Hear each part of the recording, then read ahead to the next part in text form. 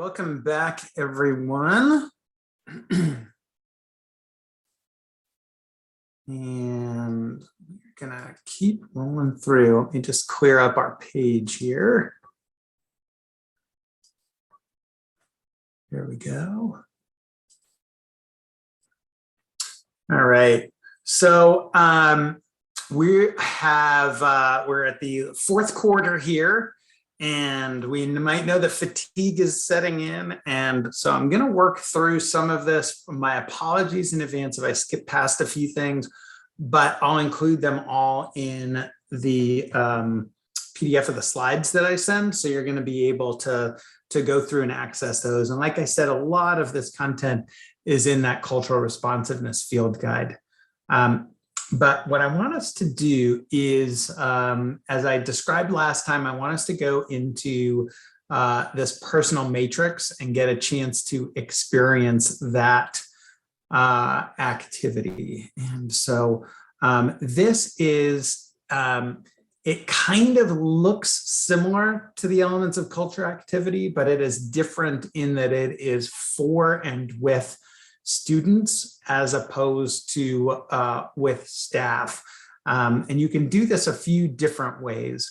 But I'm going to share with you sort of the most common way it's done, and then we can kind of walk through. And so the way I usually describe this is, you know your school-wide matrix. We already went through and marked one of those up. The personal matrix is a little bit different in that we're really talking about not how your expectations vary across locations of the school, but actually across school and home and community as well. And so the easiest way for me to explain it is actually just to show it to you. And you do have one of these in the handouts as well. But you can see here are the school expectations. So these are going to be the school ones on the left side of safe, respectful, responsible. And then what you can see here is you've got a at school column, an at home column, and a with my friends column. Sometimes that with my friends column is revised to be in my neighborhood. But sometimes, as things have changed a little bit, sometimes friends and neighborhood, looks a little bit different. So when I grew up, I kind of had the neighborhood kids, but where my kids are growing up, we don't have like the crew that hangs out and so on. So, so you could vary that one based on your environment there. But what you can see here is the school one is filled in, and it's often if your schools have this like all settings all the time one, that would be the one that you would put in there. And then what you can see is at home and with my friends is blank, and students fill that in themselves. And so that is why it is the personal matrix. Each student comes up with their own. So we have a lesson plan for that. It walks you through this whole process of being able to use them. You can use it. You can start with a little bit of a review of what expectations are, why we might have them. And you can even have them kind of review. You can do it as a review for school settings, but then students will go through and they'll complete it on their own. And some of the tips and tricks that we recommend, sometimes teachers have done this where they've filled out their own and shared with students. Sometimes they've shared it with students and then have them come in, before they actually do it, like a day before, a couple days before. I really do like the idea of sending this home, and they don't have to do it as homework, but just so you're kind of educating families about what activities are going to happen at school, and they might have some conversations. And then students will, once you do the activity, students will turn them in to their teachers. So this would either be their regular teacher or their homeroom teacher or whatever system you've got. And then we return them back to them because they are their personal matrices, and they should be useful for them to go, right into their planners and so on. So what you'll see here is a completed personal matrix. This is a student who can write in perfect Comic Sans. And what I'm going to ask you to do, what we would typically do is have the adults do it on themselves and talk about it before they go and do it with students. I think it's helpful for identity development, but it's also really helpful like just for personal identity development. But it's also really good to be able to troubleshoot, plan ahead, and be a little bit thoughtful about what it looks like so that we can be a little bit more knowledgeable when we work it with students.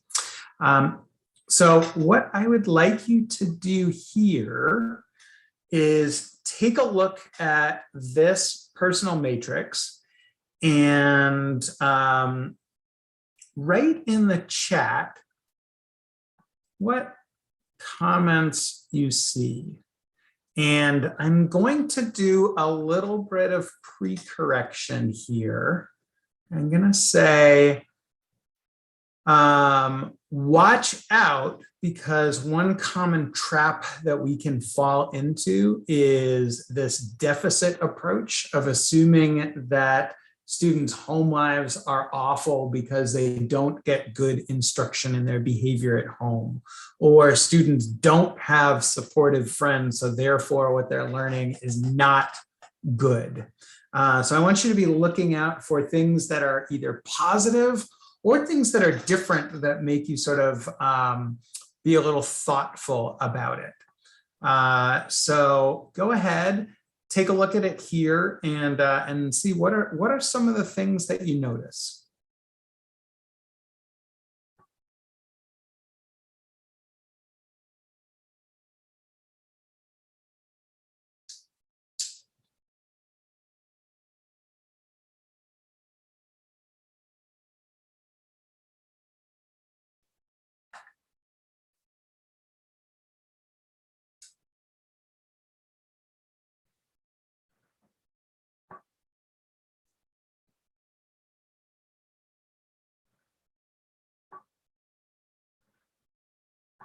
All right, so we got some people looking. Thank you, Elizabeth and Rebecca.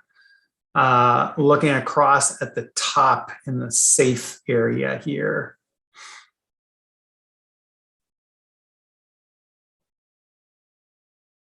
And especially you're keying in on the sort of with my friends, it looks like.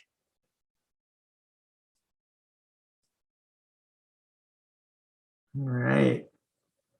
So a few things. I'm just asking you to notice things. So it's possible that it's possible that you're just sort of noting things that you have seen in here. So a few things that you've got here. A lot of talk about what is safety and what is safe and how things might be a little bit indicative of that. But yeah, if you look at this sort of, you know, if I can kind of comment on this, some of what you would see is here, this one right here that says, look the other way. That might be the exact opposite of tell an adult if there is a problem. And for some of our students, getting involved might put them at danger if they see that there is a problem out there. And so I think that is something to recognize. And we might say, you know what? It is so important for our bystanders to become upstanders and actually step up and intervene. And that is perfectly fine. I think that is a great thing to do to give students skills and create the environment where that can happen. But we also have to recognize that if students are used to that being unsafe, then we're really going to have to encourage them. And it's not that they are deliberately trying to hide things. It's that students are used to being safe in that way. And then one of the things that's kind of interesting here is you see this dichotomy between don't back down and look the other way, right? If you are directly confronted, then you're going to have to step up, even if it's dangerous, because otherwise you might become marked.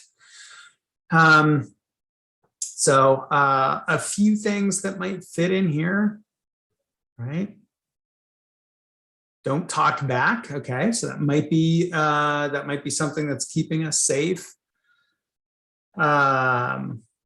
Sharing food, as we described before, if that's not allowed, and we saw that, eat your own food only, then that's going to be something where we've got some direct conflict in there.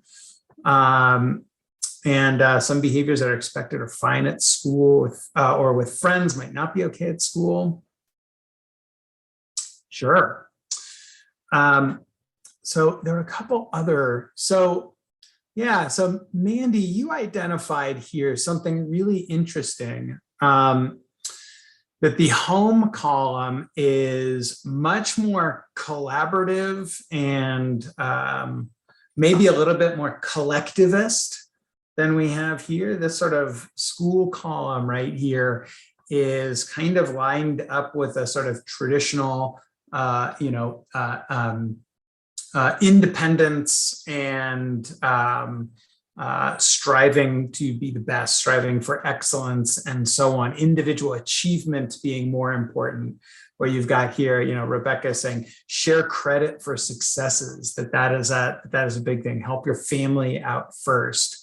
And so I think one of the things that's really interesting when you look at that is you could look at this, that's why I was sort of priming this whole sort of deficit thinking and to watch out. And I've got to watch my own in looking at that. It's not that there is no values at home or with friends. It's just they look different and the emphasis on them are a little bit different. And I think that that can be really worthwhile. And so there's some stuff that obviously you're thinking, okay, here I might have some individual conversations with students, but we also might look at our school systems and see, where are the things that might look a little different? Why are they different? Is there an educational need for that, or is it just because how it's always been? A few ways that you can change this up. You could do this as a one-on-one interview. You could do this with small groups and have them share. For younger kids, they draw. I often ask people, how young would you do this? And I had sort of had this thought like, oh, this is kind of complex. I'm thinking sort of like maybe 3rd grade and up. And I have been corrected many a time by preschool teachers who say this is absolutely appropriate with a little bit of change up, works really, really well. And students might draw it, and then there's an adult with them who's sort of narrating, so they're able to see what that is, and it can actually work really nicely. It's kind of interesting. So we're not going to do it now because I want to make sure to be able to get through a few more activities on the menu. But I definitely recommend, if you were to think about doing this in schools or asking teachers to do it with their students, first thing is do as adults, as a community first. And it doesn't take too long for you to do, but it's a great way to sort of prep and also get a little bit of double duty with it, because not only are you preparing people and introducing it to people, but they also might get some insights. Sometimes it can be useful, as I was saying before, I did a little bit of pre-correction. You can ask people, what do you think you might see? And help people kind of have some hypotheses.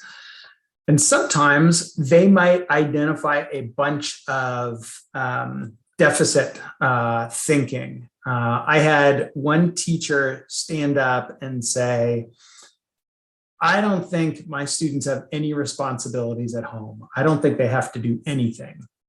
And, of course, my first thought is like, oh my God, you're totally wrong. And I'll bet that it's, the opposite. But I just said, hey, that's a hypothesis. Let's see. Went and did it. Came back when we did the debrief, and he said, oh my gosh, I was totally wrong. My students are taking care of their little brothers and sisters. They're making their own lunch. They are doing way more than I had to do as a student. And it was so useful for them to be able to learn that themselves, as opposed to me just telling them they're wrong. And they might have been right. I don't know. So I think that's a really helpful thing. And it's helpful to kind of be humble and inquisitive about it. So here's an example that shows that we actually do we actually do this with students. This is a middle school one.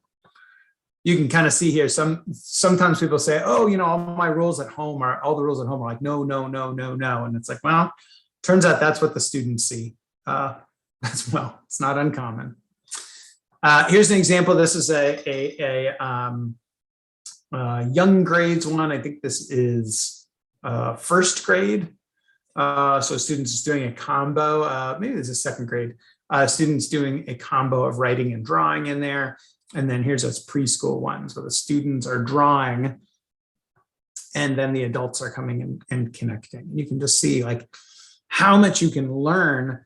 Not only students can learn, but you can learn about your students. So here's a really nice example. Here's a kid who is talking a lot about her relationship with her father and how important that relationship is. You get a little insight into their lives. So we often, when we bring them back, remember we ask people to do it and then collect them and then look at them, and you can look at them together in like grade level teams or departments, or you can look at it on your own or as a whole.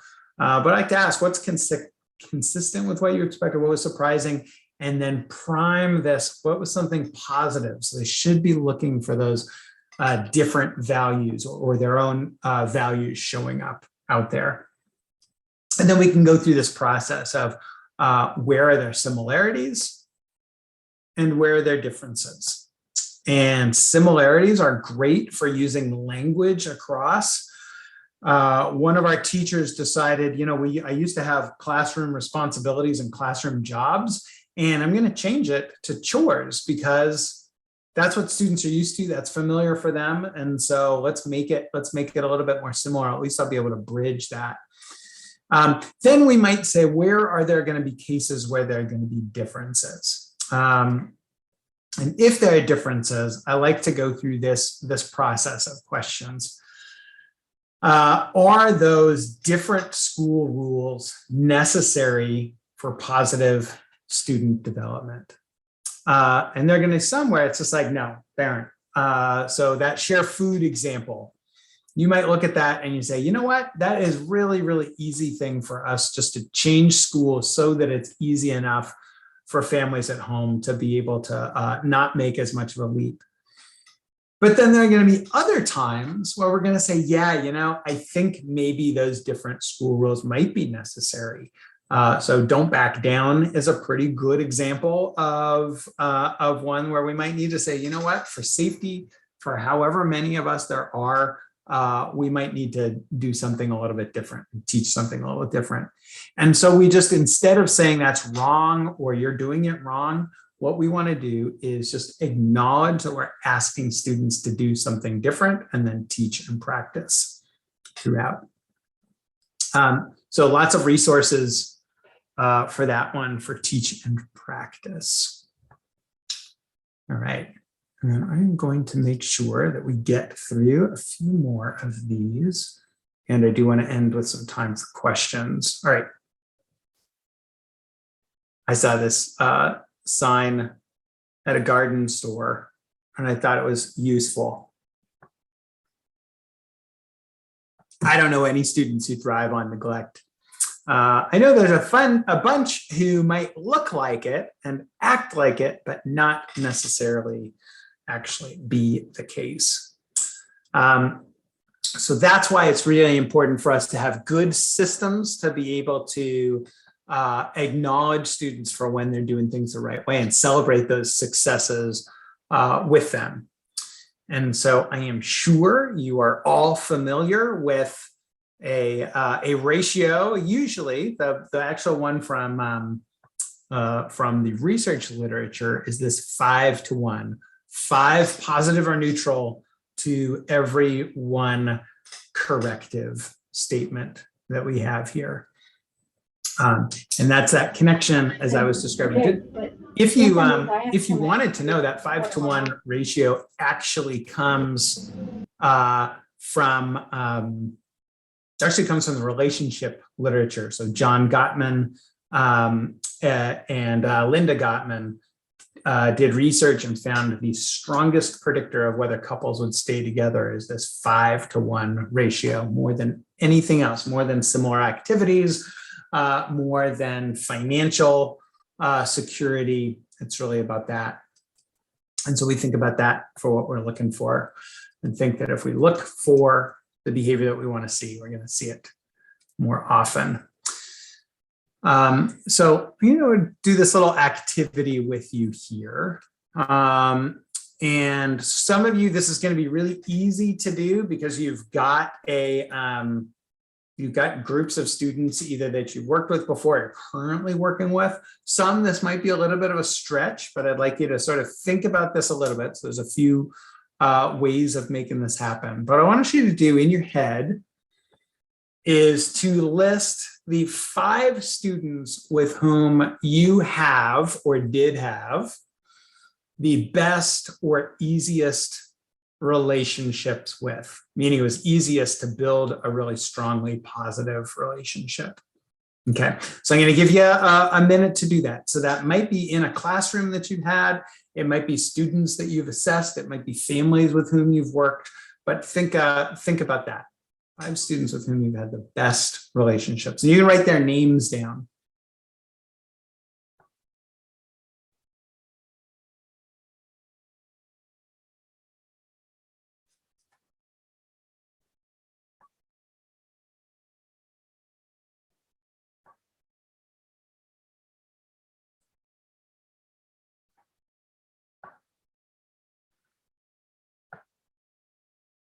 All right. Now, I want you to list the 5 students with whom you've had the most challenging relationships, meaning the hardest time building positive relationships. Like I said, this could be all time. This could be the last time you were teaching in a classroom. This could be your classroom from yesterday.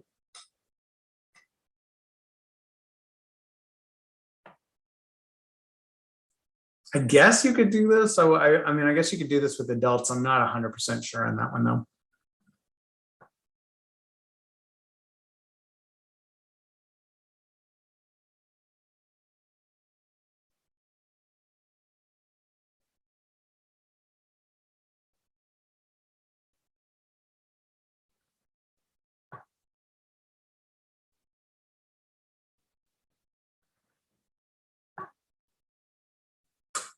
All right, so now what I want you to do is look not necessarily at the names of the students, but what are the sort of outward visible groups that they are part of. It could be gender, it could be race, it could be ethnicity.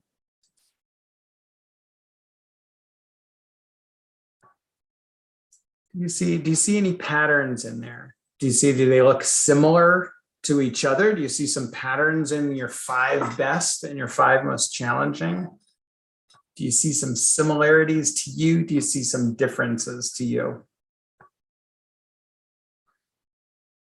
And it is perfectly fine not to share in chat as you do this. But educational research is pretty clear that in general, it is easier for us to build relationships with students with whom we have more shared interests and more shared activities and more shared experiences. And it is harder, not impossible, and not for everybody, but harder when we are more different from our students. And one of the things, of course, that we recognize when we start thinking about ourselves as educators, the school psychology population, the teacher population is oftentimes teaching educator, school psychologist population is more white, more middle class, and more female than the students for whom we're trying to serve. And so just all in all, it seems like it might be easier to be able to do that. So Nicole, you're mentioning here the 2x10 strategy. So this is a really nice thing to, if you identify students with whom you're having a hard time building a relationship with, right? You spend 2 minutes a day with them directing the conversation, you talking with them about things that they like, and you do that 10 days in a row, and that can help build those strategies, build those positive relationships. Great, yeah, thank you.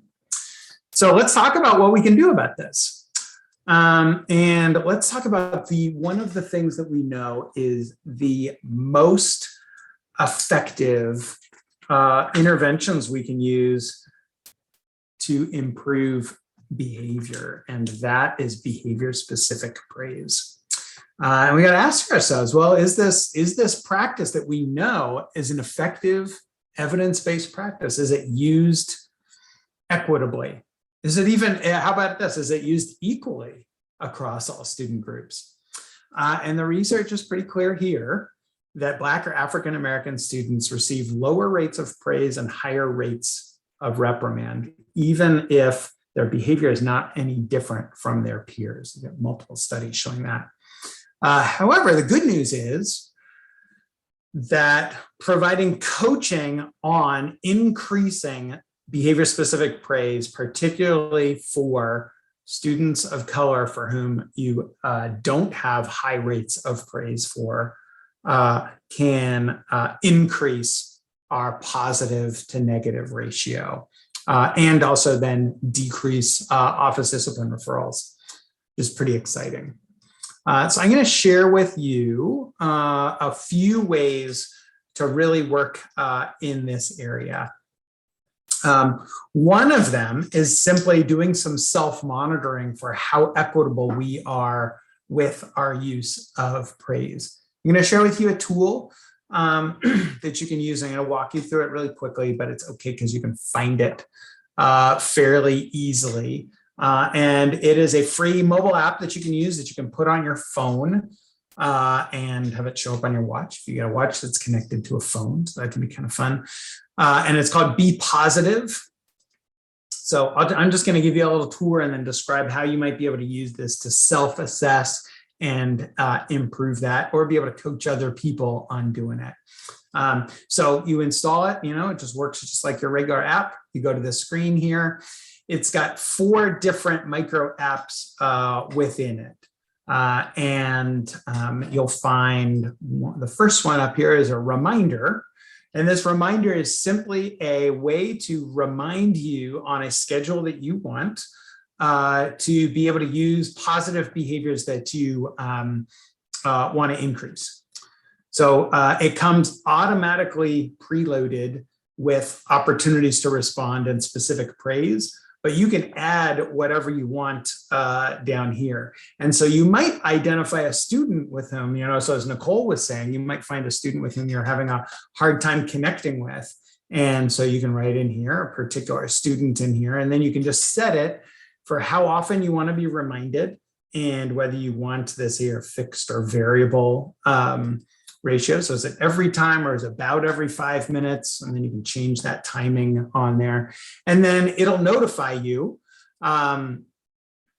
anytime you want, and it'll do it on the screen, but it'll also do it either with a chime or with a buzz if you've got it in silent mode, and it'll just pop up like that for you. And then you can also use this counter and be able to click how many times you're doing it as well. So you can click up, if you make a mistake, you can click down, and so on. And you can have multiple of these reminders going at the same time. A few other things that you can do. You can also do a counter without that. So you can be looking for any of these without getting buzzed on a particular time frame for doing it. And then you can track that over time as well. So you go through, you can click, and you can do multiple ones up on the screen if you want as well. The beauty is, well, I'll show you one more thing. You can also set if there's a particular time of day that you want to be reminded to do something, then you can use this pre-correction alarm. So here's an example. right? So I'm going to use this evidence-based strategy of greeting students at the door. I want to have it every day, but I do not want to be reminded of that on Saturday and Sunday. So I've got that all set to go on, but just during my school week. And then here is this little calm down, a neutralizing routine that I'll describe at the end of today.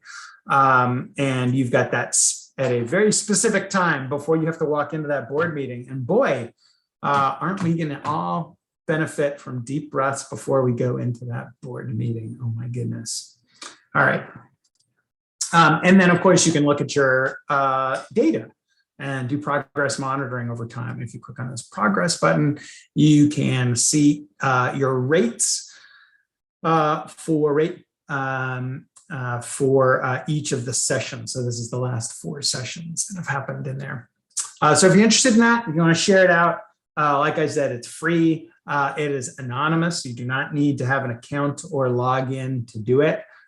You can mess with it any way that you want. You can get it for your Android or for your iPhone.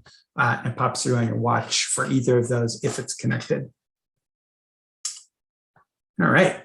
I'm going to do one more of these, and then I want to make sure to get time for that neutralizing routine response strategy to kind of bring it all home for us.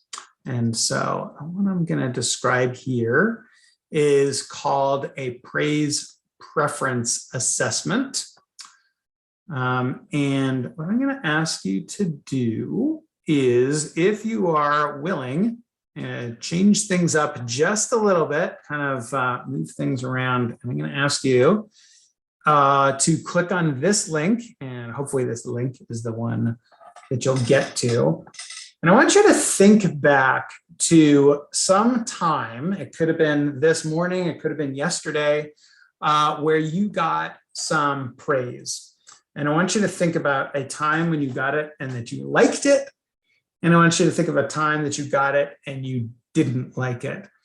So I put in a link to Jamboard, and you can click on that, and you can go on the left side is the like, and on the right side is a didn't like. And then I'm gonna, you can click on and go to that, and you just hit the little sticky on the left side, and that'll let you put it up on the screen. You probably are fairly familiar with Jamboard now, but your screen will theoretically look like this over here. So, you know, left side for something that you liked, and right side something that you didn't.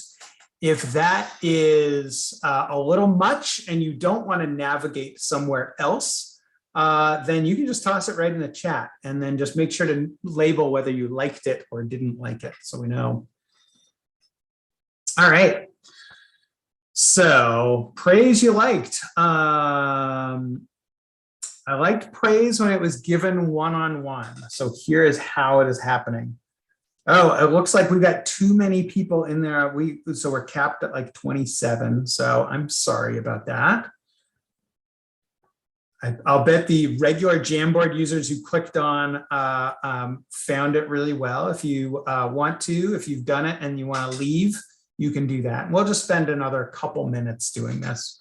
So I am sorry that, to be perfectly honest, I did not expect there to be 175 of you. So that is actually pretty awesome. Or 162 of you right now. All right, so put things here. Needs to be genuine. Privately, it was specific, so it told me what I did. Effort-based praise as opposed to like, you're a good person or something like that. Work ethic.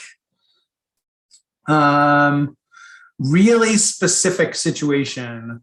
And then I'm gonna move a few other things over here into the didn't like. Some of these are going to be universal, and some of these are going to be specific. I think it's interesting. Do not like. Okay, in the Zoom chat, I do not like praise that puts you on the spot. So maybe that publicly sort of spotlights you.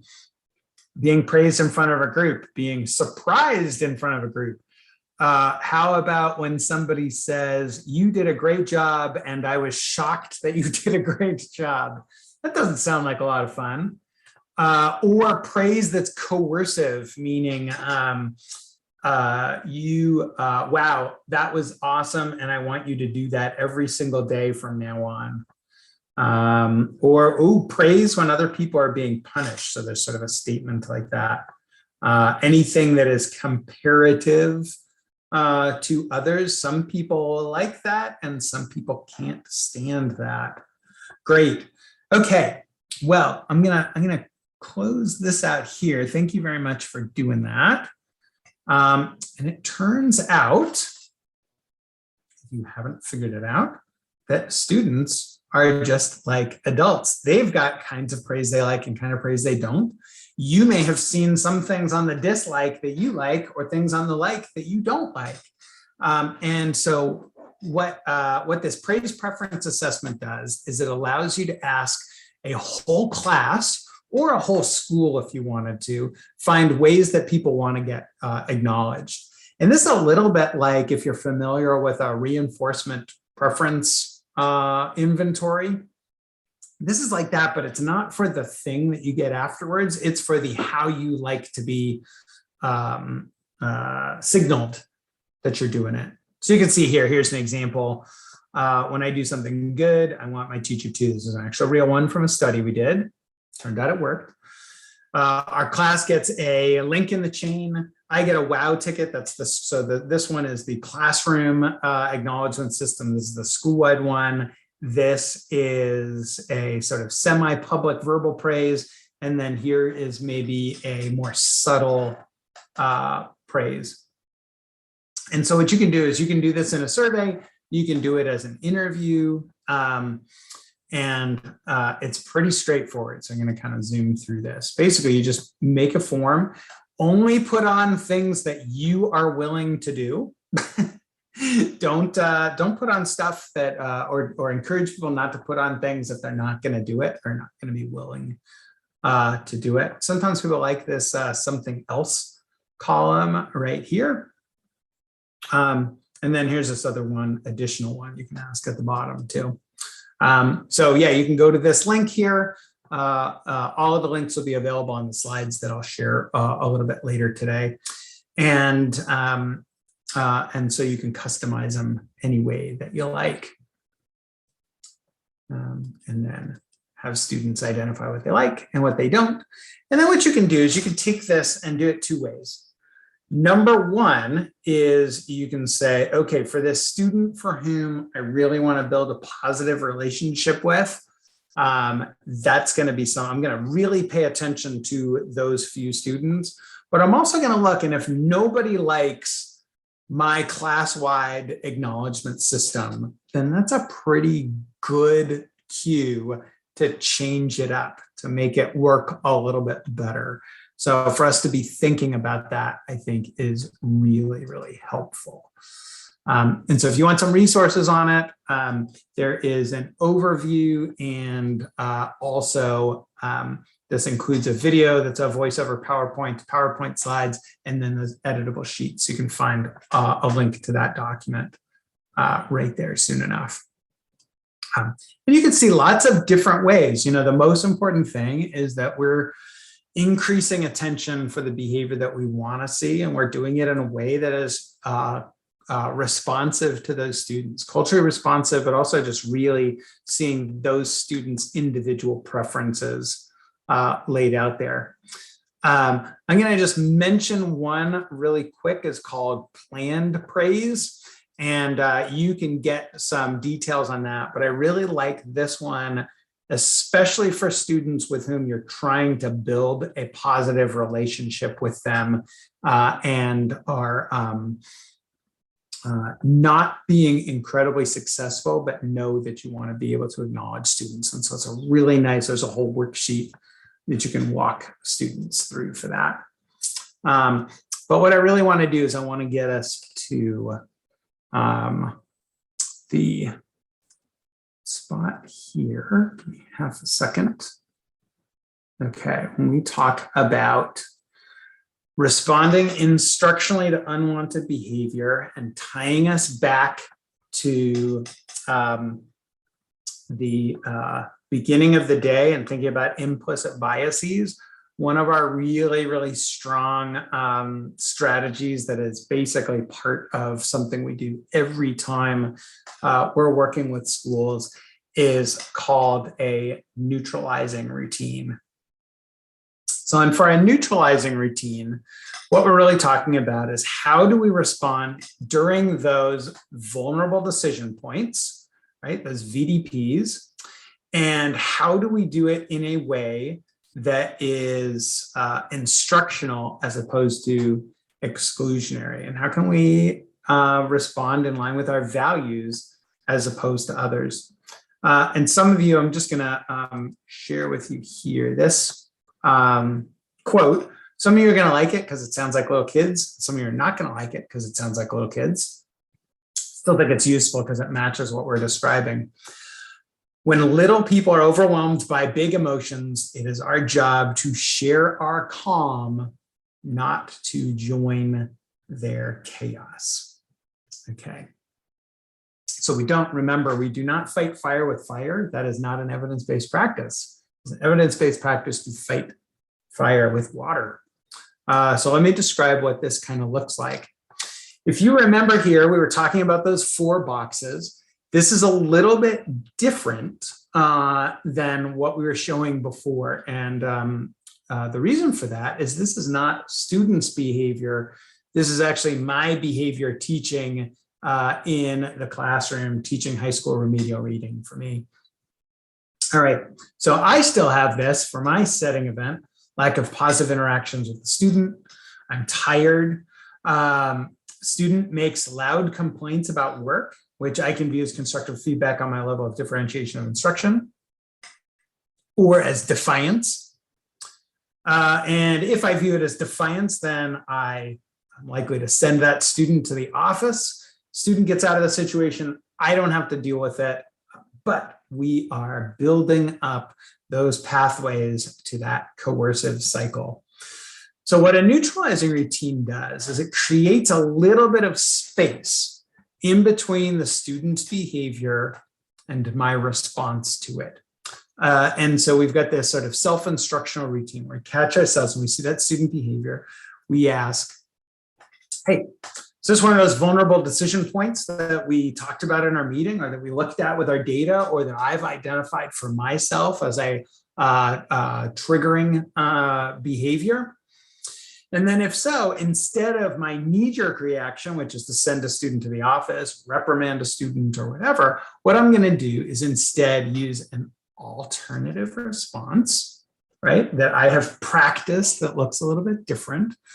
In this case, for this one, might not work for you. This is to walk up to the student calmly and sort of quietly, but still loud enough, say, see me after class, which clarifies to other students and to that student that that behavior wasn't okay, but it keeps the student in instruction. So what is a neutralizing routine?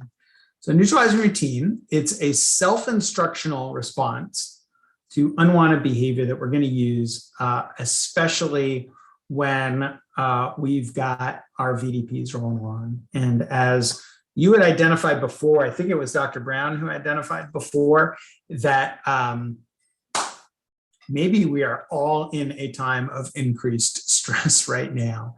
And so this is going to be a great thing to have in our back pocket. And what it does, it's helpful, is it catches us before our knee-jerk, before our fast thinking response, right, our fast decision, and helps us do a more constructive way of responding to students. It's a little bit more positive. The research, and it's a little bit light in the area of education, but we're building that. We have a few studies looking at this so far. Is that a neutralizing routine, or what is sometimes called an implementation intention, that's how it sounds in the social psychology literature, has these 5 critical features. So the more of these that it has, the more likely it is to work. Number 1, is there an if-then statement? If I see this behavior, then I'm going to do that. It's brief, really clear steps, It is doable. I believe it's actually going to work. And it does something that slows down the chain of events so that I can do something different rather than continue with that coercive cycle. Some things that a neutralizing routine is not, and this is something that is done, something we've learned, meaning that somebody takes a privilege away from us, that somebody makes a decision on our part. And this is either as adults, and then we'll talk about that for students as well. It is not a gentler way to exclude students. So this is not a cross-class timeout or to go to the refocus room or whatever. And it's not a really long thing that takes students out of instruction. There's not those. What instead we want it to be is we want it to be an action where the person is doing it. So you using your neutralizing routine. It is a way to keep students in instruction, and it is a way to be quick, a quick pause and then back. So it's not a really long process. Those are things that we see. Okay, so, oops, get that. So here's how it works. You have identified what are some of the unwanted behaviors that might trigger you. And when you see them, you just stop and you say, hey, can I respond in line with my values? And so that might be my triggers, or it might be my decision state. And if that's the case, then you use an alternative response or a neutralizing routine. So here's some examples of neutralizing routines. And here's the thing. You're going to look at these, and 9 out of 10 of these are going to sound silly. That maybe one of them might actually sound like it works. So hold on to that idea. So remember, we've got that if. So if when I see that unwanted behavior, then our neutralizing routines, you sort of think about these as a few categories of, and the first category is to slow down my thinking, right? To stop before I respond. And so that could be something like see me after class or see me at the next break. It might be that verbal jujitsu move where you ask a student to reflect on their behavior, and then really you're just trying to buy yourself some time to calm down a little bit. You might just simply asking, am I in the shape right now to act in line with my values? That might be one of those decision state things. That's one category. Another category is to do some kind of reframe of the situation. So you can see a few of these up here. Some of them, like you said, might not work. That third one is that counter-stereotypic example that was described early on when, and now I'm not remembering who it was talking about the strategy for the IAT. So that can work in the moment. And so you could try that out. Sometimes it's going to work, sometimes it isn't. You might also just remember, hey, this is their best job. This is their best they're trying. And this fifth one, I really like this one here. And it was shared with me at a workshop that I did. And I thought it was great. And so what she said was, instead of thinking like, oh, this person is being a total, jerk, is being a total whatever. Instead of that, I actually just respond as if the student was physically injured, meaning I'm going to walk in and say, oh my gosh, are you okay? How can I help? What can I do to make things better? What do you need from me? Which is a very different thing than like you are being a willful jerk. So that might work for you. And then there's this third category here of take care of yourself. So you might have a neutralizing routine and where you already, a calm down routine. Maybe it's something that's based on your faith. Maybe it's something that is based on some mindfulness practice that you have, or there goes that third one up there. Or you might have a school-wide reset strategy. So maybe in your SEL program, you've got a universal calming routine that you use, that you teach to students, or your school teaches to students. And that is a great one. And I'm a huge fan of that because obviously, coming from somebody who was a developer of an SEL program, one of the most frustrating elements of this is that students end up being really, really good at practicing and doing and being able to show all of these social emotional skills, on Thursday from 1 to 1:30 when you're teaching the lesson, and then never any time after that. And this is a great one because we as adults are modeling this thing that we talked about on Thursday afternoon from 1 to 1:30. And it is amazing how when students see us do it, they go, oh my gosh, there you go. All right. So I'm going to share with you one example if you don't have one, but I highly recommend using one already instead. Thank you so much, Nicole, for the excellent segue. So here's one that we have used. I like it a lot. Some of our schools use different ones, and I'll show you a couple examples. But this is a TLA, or a 3-letter acronym, and this one's called TRY. TRY stands for take a deep breath, reflect on your emotions, and act in the youth's best interest. And it has this, if you're doing it right, you can use try in the language. So it also has this sort of joining some co-regulation language to it. So let's try that again. Let's try it a different way. Let's try how we would do that at school as opposed to maybe at home. The beauty of it is this is the adult version, but you can actually teach this for students as well. And try, for some reason, I don't know why, all the adults think students need to take more deep breaths than adults. Hey, I don't know. That's their truth. Have at it.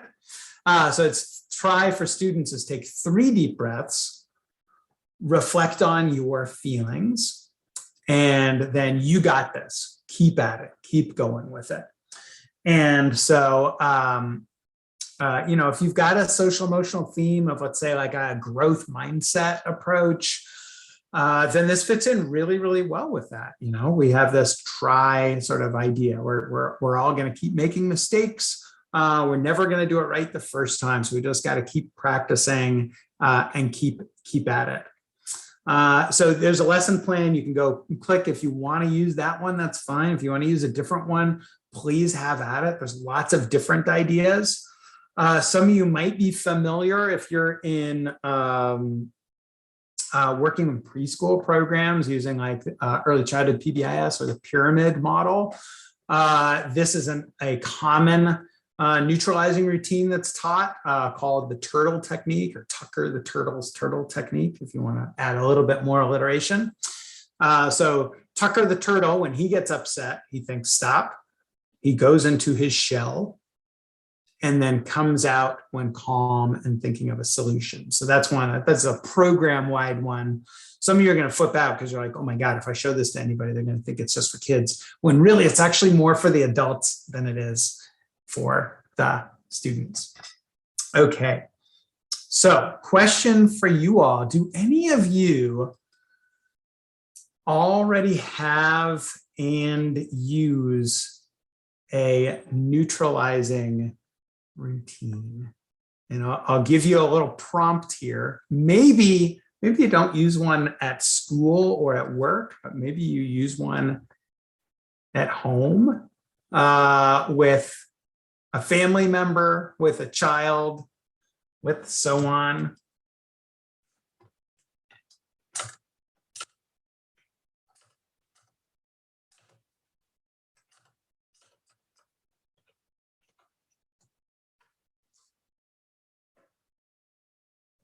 All right, so you got a few in here. Pause, breathe, respond. That one's good because you could say like, I need a PBR. I don't know. Maybe that's not the right thing you should be doing. Stop, think, breathe. Yeah, I think I even maybe have that Monster app on my phone. I use it with my kids before. Calm down choice. Stop, opt, and go. Interesting. I think there's a lot of similarities if you haven't figured out between connections with this work with zones of regulation and identifying your own zone and realizing when you might need to slow things down a little bit. So I think that's useful. I like that. Ouch, that sounded harsh. I don't know if you meant it that way. It's really nice. That's sort of this sort of humility kind of feeling. We actually, sometimes when we're doing, especially in challenging conversations, if we're talking about equity, racial equity, talking about race, sometimes we'll use this protocol called ouch and oops.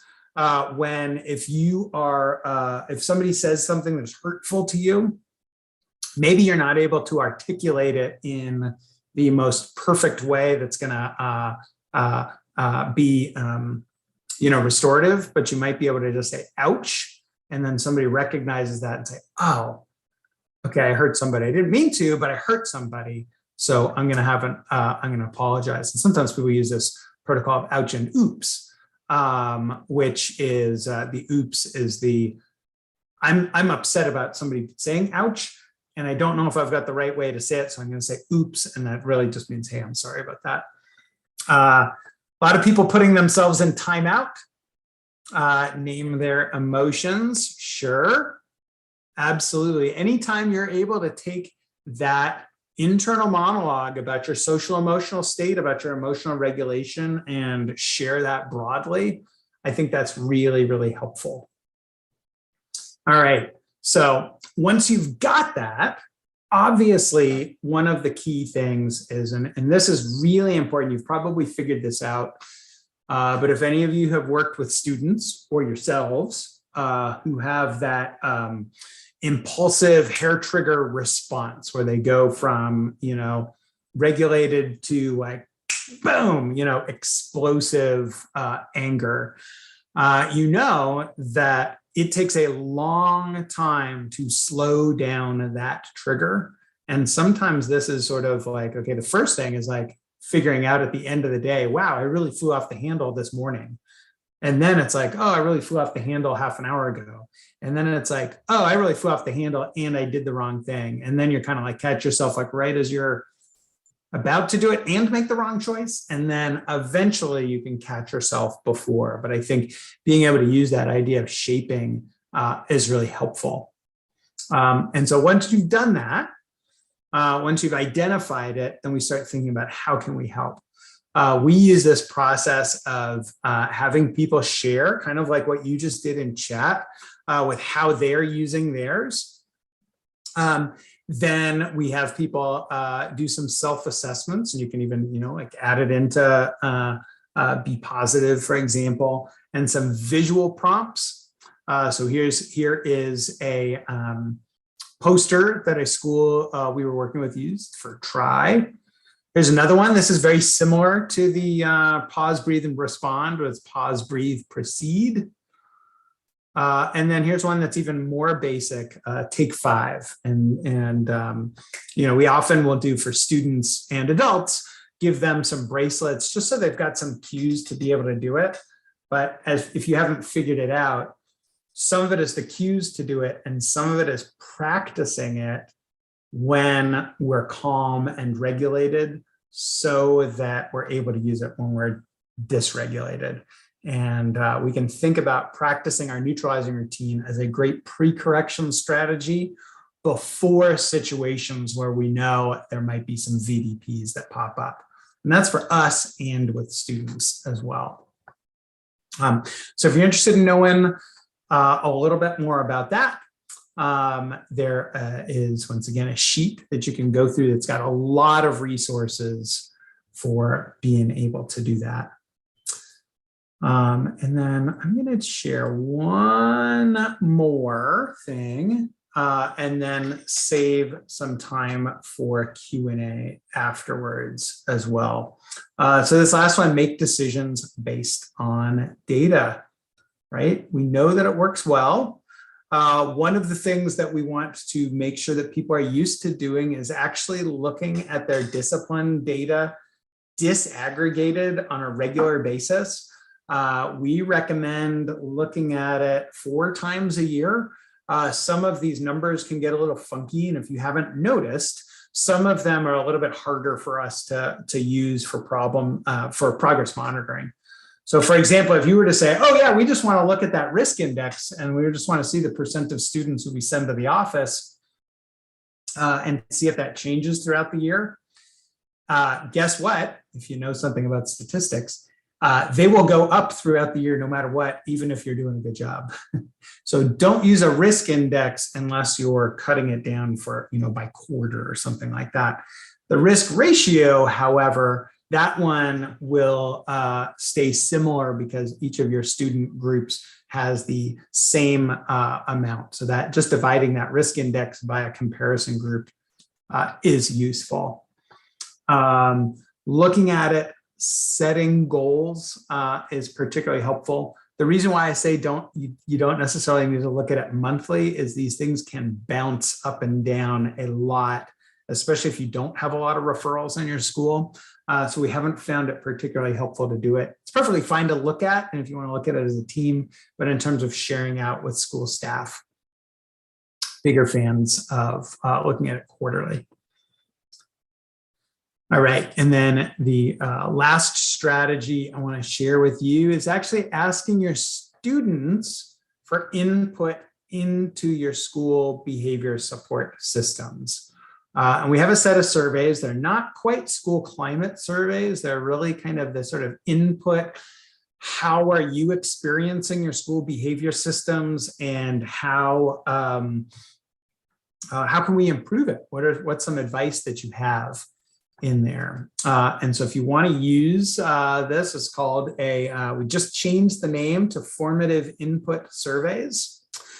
And what you can see in here is it's not necessarily saying like rate how well you do, but instead you're looking at questions about are the expectations, you can see here, meaningful or important to you? If not, what should they be? Are the expectations the same as they are in your home? If not, what's different at school? So you're starting to get some of that connections. Then some about acknowledgement systems. We'll see if students are experiencing acknowledgement systems. And also, are they being praised or rewarded in ways that are meaningful or important to them? And then some questions. Here's an interesting one. Respect. Are students at your school respectful to other students? Are students at your school respectful to teachers? Are teachers at your school respectful to students? And then this is an interesting one. Are teachers at your school respectful to other teachers? It's kind of an interesting one, right? Our students are always watching to see. All right. So I walked you through each of those. I gave you at least one strategy throughout for tweaking things through. Recognize that taken alone, these single strategies are really, really not likely to make a big difference. But if done thoughtfully, if implemented targeted based on the data, and if monitored, then there are some that have really been shown to work well. So the last little thing I've got for you is we're going to go into some Q&A time. And I know Nick is also going to share with you how to get credit for all of this. But what I would love is for people to ask questions, and then while you're doing it, please share what is one thing that you're going to do? What is one thing you're going to recommend? What is one thing you're going to use? You can think about this from this afternoon, or you can think about it throughout the school day.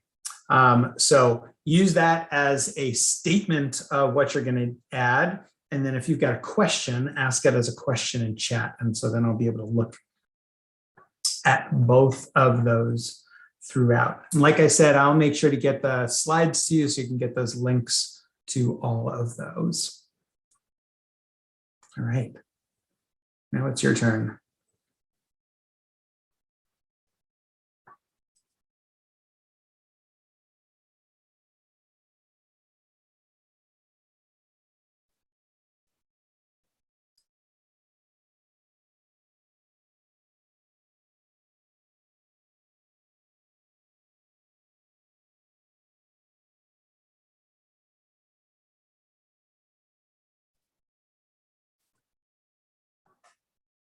All right, so question number one, and this is first come, first served. This is Starbucks. How do you get buy-in from staff to do this?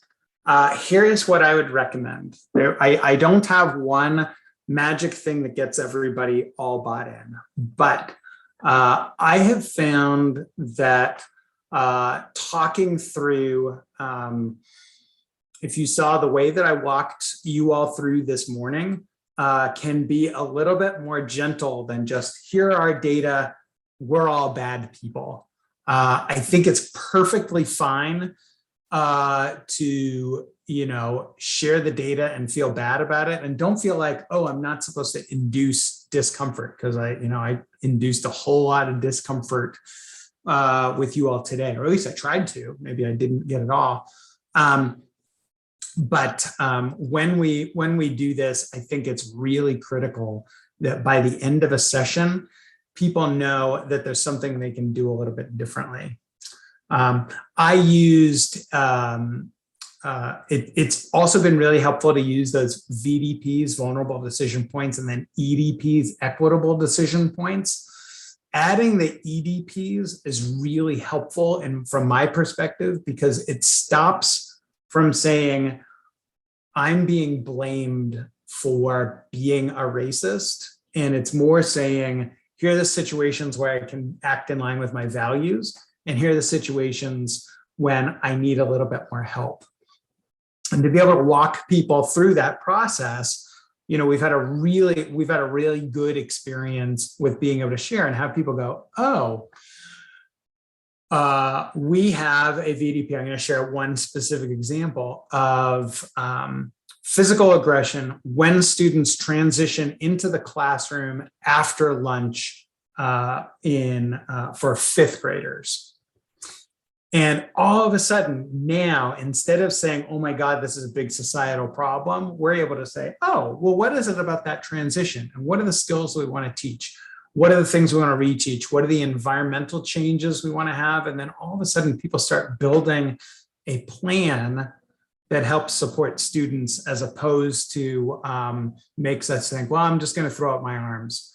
Because it's really easy to, I think, shirk responsibility for the work by just saying, oh, this is a tough societal situation. And so therefore,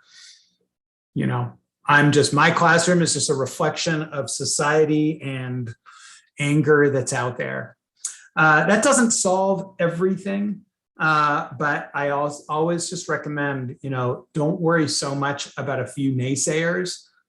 Really think about how you're going to support the majority of staff who really want to do right by their kids.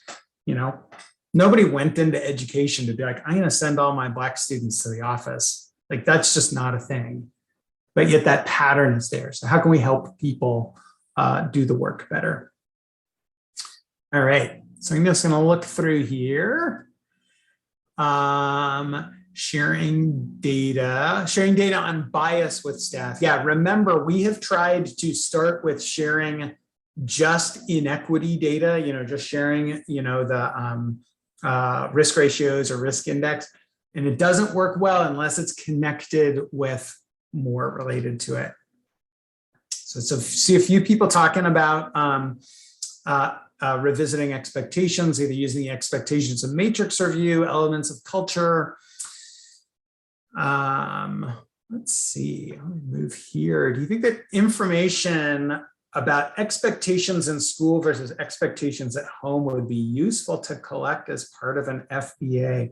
I say absolutely, and it is a very helpful thing for us to think about what's functional and what isn't, and being able to connect the behavior across school and home is really, really useful. And if we take, my main point about this is being able to take a functional view of behavior, to be able to say, it's not that this kid is being bad.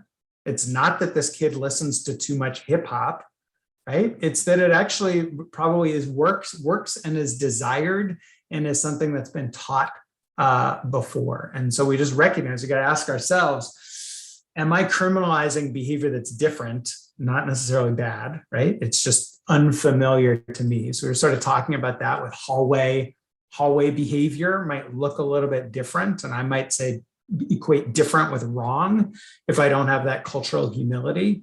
And so I think it's that functional aspect. And I think that would be great. So surveying students, if you want to talk with your PBIS assessment coordinator, it's on our field testing website, so we can do that. Okay, restorative circles targeting the groups who are most biased in discipline referrals. Okay, that is a great question. And what I would recommend is to, if you go to PBIS.org and go to the PBIS National Implementers Forum, last year there was a session on running focus groups. And it was with a group from the University of South Florida, and it was fantastic. Very, very action-oriented, really, really positive, and extremely helpful. It can be a challenging thing, and a lot of people kind of like, if you don't want to talk about it amongst yourselves, you might not want to talk about it with the students, or might not want to talk about it with families. So I really like that idea, and being able to bring those VDPs to students and say, what do you recommend? I think is really worthwhile. So some of the matrix activities help people identify vulnerable decision points and neutralizing routines. And you can see how you can do a neutralizing routine. You can figure it out without necessarily having the data, but it does work so much better when that's the case. Yeah, doing those, remember those 3 warm-up activities that we had? They didn't seem like they were addressing equity in school discipline, but it turns out they kind of are. So you can sort of sneak your way into that conversation. And I have found that elements of culture activity to be a very cool way for people to surface discussions about conflict and culture without it being the facilitator coming in, from the district saying, your data look bad. It's like people are able to be like, oh, I think there's some differences there. All right, let's talk about that. We don't have to put value on it, but it is something that we're recognizing and seeing. All right. Well, I will say, I can't say that I was fully looking forward to a full day of me sitting in a guest room talking to a blank screen. However, I've really appreciated it, and your engagement has been really awesome, and I've definitely appreciated it. I'm really thankful. I hope you take the steps, and we'll make sure to get you those the slides so you can check out all of the resources. And thank you. Reach out to your crew. And yes, I think, Nick, you're going to share a code. Does it have to be shared at 4 o'clock exactly? No, it doesn't. Good question. I appreciate you asking. And in the interest of all your time, you should have received an email. It looks like some of you have. Shannon, I saw your message. I will make sure anyone who hasn't receives that. There will be 2 Google forms to fill out immediately after this and get back to us. It's the second form in the email. So as people sort of wrap up saying thank you, I'll be sure to post the message with the code in it. and I am also asked to read it a couple times. So the code is 834-8352-6175. Again, that code is 834-8352-6175. And I think I speak on behalf of all of us, Kent. Thank you so much for doing what you do and for sharing all this wonderful information with us. I think you did a really excellent job of giving us a ton of strategies, a ton of knowledge, and of breaking down what is, as you say, a very challenging conversation and not the most fun conversation to have. So we appreciate your time. Everyone who participated, thank you for your time as well. I will try to get names of anyone who doesn't have a code. You can email me at Kroger@hershey.k12.pa.us too if you haven't received a code, and I will make sure I get your name on a list. And make sure that email gets sent out to you. And again, that code is 834-8352-6175. Feel free to reach out to me, Dr. Dave Willemstein, with any questions, and if you're continuing to have trouble getting the code or getting the form, and I'll be able to help. This is Caitlin. I'll be sending out the email multiple times throughout the conference. You'll have many opportunities to complete the Google Forms. It does not have to be completed today. So if you didn't get it today, we'll make sure you get that, and we'll make sure that you have an opportunity to complete that. Thanks for participating, guys. Thanks, everybody. I really do appreciate it. Good luck with everything that you're doing. Survive, take care of yourselves, and have a great day with your conference tomorrow, too. Thank you.